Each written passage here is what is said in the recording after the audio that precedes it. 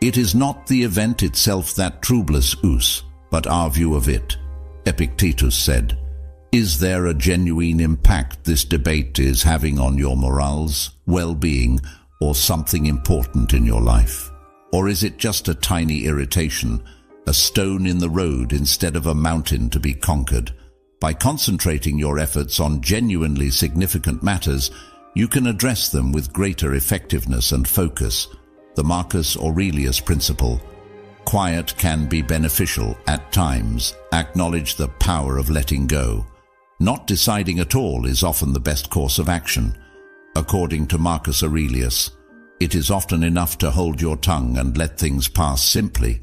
Ignoring small slights or deciding against getting into pointless arguments can be incredibly self-controlling ways to maintain your inner calm.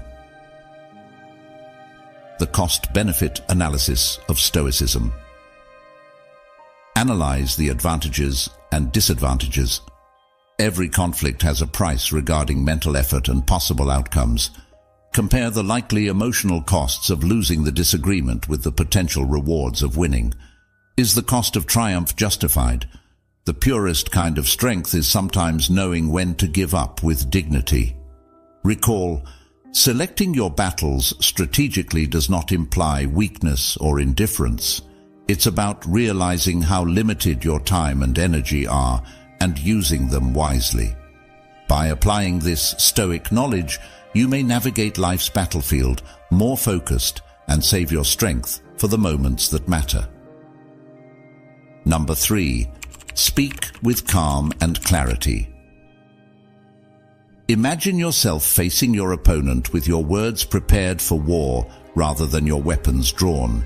However, the Stoic approach emphasizes calm clarity, which opens the door to a more constructive discourse instead of shouting insults and accusations.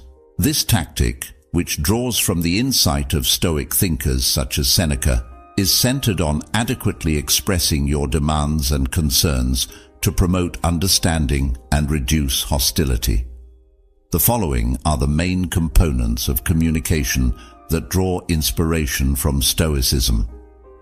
Develop your active listening skills. Go beyond simply waiting to speak. Pay close attention to what your opponent says before offering your own. Please pay close attention to them, both with words and body language. Don't interrupt, nod intelligently, and maintain eye contact. This shows that you appreciate them and understand what they're saying. Respect their emotions and validate their experiences. Empathy, not agreement. Respect their feelings and experiences, even if you disagree. Statements like, "I understand you're feeling frustrated," or "It sounds like this situation is important to you," can help establish rapport and connect.